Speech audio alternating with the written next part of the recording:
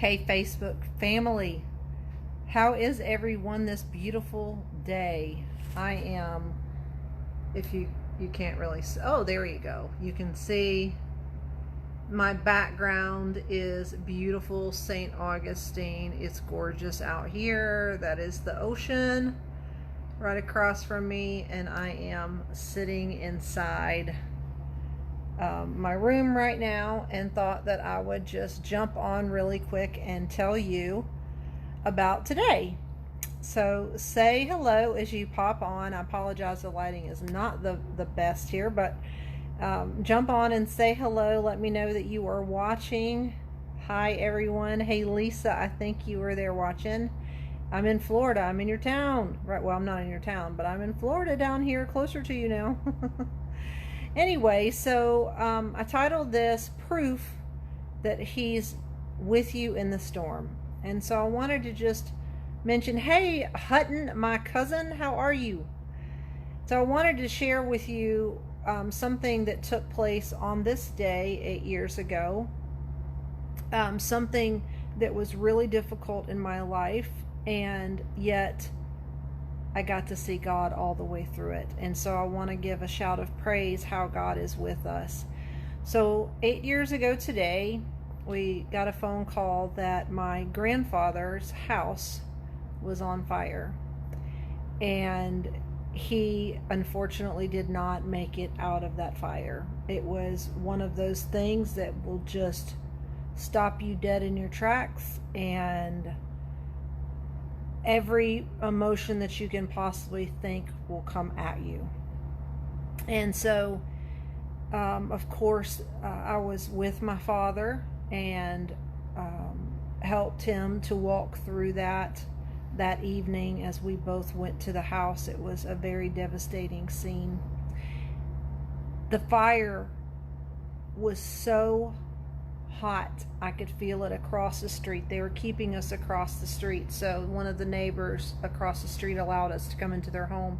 You could feel that fire across the street. It caught the neighbor's house on fire next to them, and it was a big fire for this house, and it was in such a way that the firefighters were not able to go in and rescue him.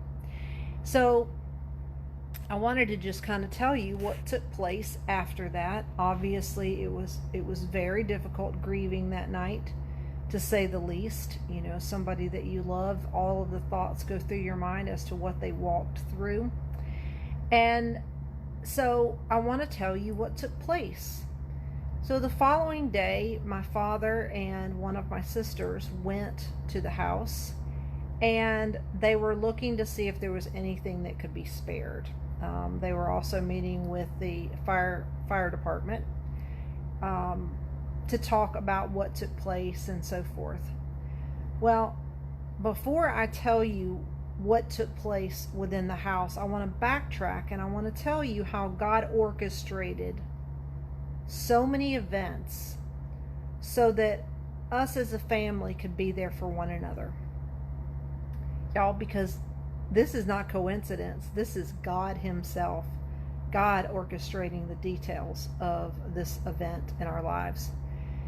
So one of my sisters and I are always in Texas for our jewelry convention in the month of July, in the middle of July. So we were in Texas, and that Friday evening, my grandfather's house had been struck by lightning. Well, he didn't realize that at the time. No one did.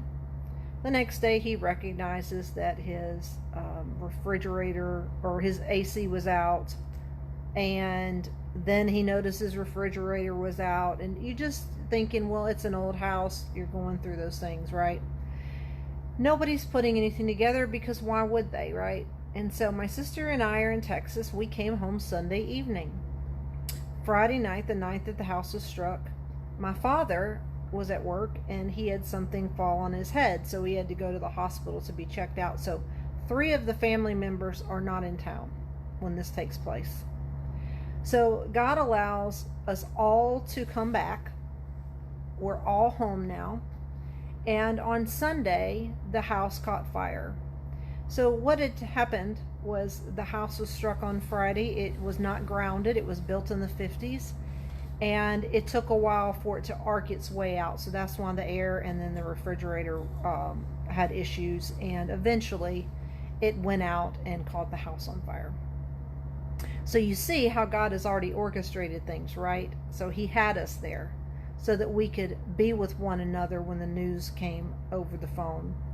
And that day following, remember I told you that my sister and my father went the day after looking for things. They had gone through the house, and there was a beautiful sound. It was beautiful music playing the entire time that they were there. And they didn't know where the music was coming from. It was very peaceful music. Eventually, my dad decided he was going to go look for a chocolate bunny rabbit. Okay? A chocolate bunny rabbit in a burned down house that was so hot to catch the neighbor's house on fire and that you could feel it across the street. Why in the world would you go looking for a chocolate bunny rabbit, right? So the chocolate bunny rabbit was his. It was a big bunny, and that they had kept since he was 16 years old. So at this point in time, it was 45 years old, chocolate bunny rabbit, and it had been held in their china cabinet. So like I said, everything is just a mess. My grandfather was in the room, in the formal living room right next to that dining room. And my father goes in there with a crowbar to open it up because it had literally melted the china cabinet together. And y'all, would you believe that he opens up that china cabinet, and there in the box, singed a little on the edges, was that chocolate bunny rabbit staring at him. Not only that, but there was music playing, and they found the source. It was a card tucked away in this china cabinet, one of those musical cards that was playing peaceful music. Now, do you know what I see in that? I see God in that, because number one, it was peaceful, beautiful music that they were listening to help them as they walk through that very, very difficult situation. Number two, I see God sparing something that was important to my father. And it wasn't just that he spared something, it was that he showed I was there. Let me tell you all the things. He was there. The music, the chocolate bunny, a Bible was laying at the foot of my grandfather's feet. A Bible that it appeared that he had been reading as he sat in that chair. And do you know that Bible was not hurt? That Bible was saved in the midst of all that destruction. That Bible was saved. My father came back a day or so later, had already gone through the house. We had all gone through the house. We had, trying to find anything that could be spared, which was really nothing. And he found on the coat rack this Georgia Bulldog jacket. And it was a jacket that wasn't there. It was not there. It smelled of the smoke. It had obviously been in the fire. And it was laying there like, you forgot me. Here I am. And it was an important thing because my dad is a huge Bulldog fan. So 8 years ago today was a very tragic day for our family that we had to walk through with that fire, that we lost my grandfather. But you know what?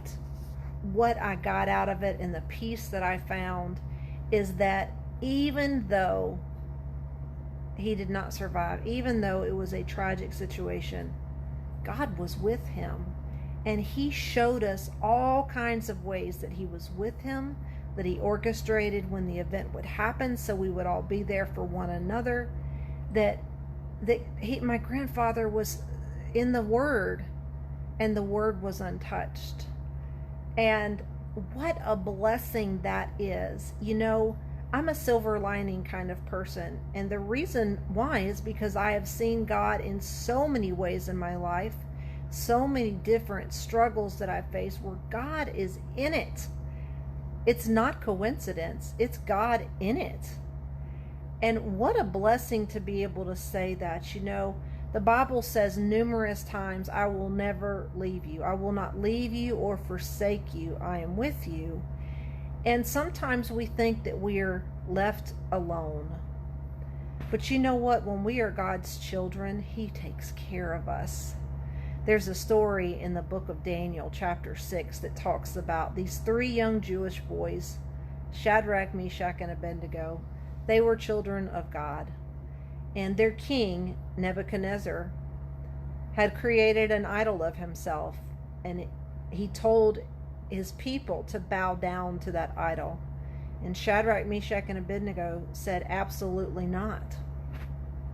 This is not the God that we worship. Absolutely not.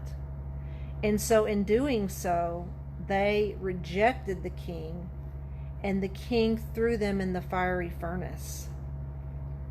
Well, this fire was so hot. Not that it would matter, right?